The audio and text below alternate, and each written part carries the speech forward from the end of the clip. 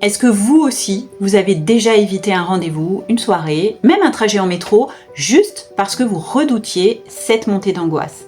De sentir votre cœur qui s'emballe, et puis cette petite voix qui vous dit « Et si ça t'arrivait là, maintenant ?» La vraie prison, c'est pas la peur, mais la peur d'avoir peur. Et croyez-moi, je sais parfaitement ce que c'est. Alors aujourd'hui, j'ai mûri, et surtout cheminé, mais j'ai souffert quelques années de cette peur d'avoir peur, quand j'avais à peu près une vingtaine d'années. Alors pourquoi je vous dis ça? Pas pour vous raconter ma vie, ça tout le monde s'en fiche, mais pour vous montrer qu'il est possible de s'en sortir définitivement. Et des crises d'angoisse, et de cette peur d'avoir peur qui va souvent avec finalement.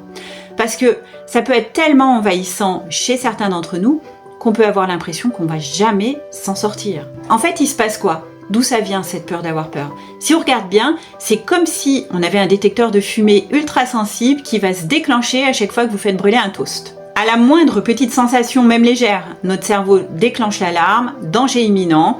Un cœur qui bat trop vite, c'est un signe. Un vertige passager, je vais m'évanouir.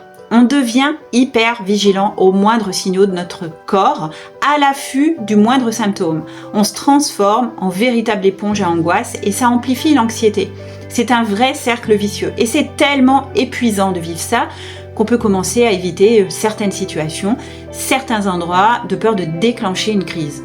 Et puis il y a les conséquences sur notre quotidien. Moins de sorties, moins de spontanéité, moins de plaisir. On se met des barrières, on se prive de plein de choses et ça, c'est vraiment dommage.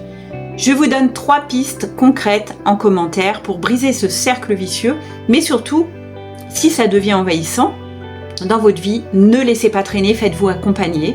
Vous méritez mieux qu'une vie réduite par l'évitement.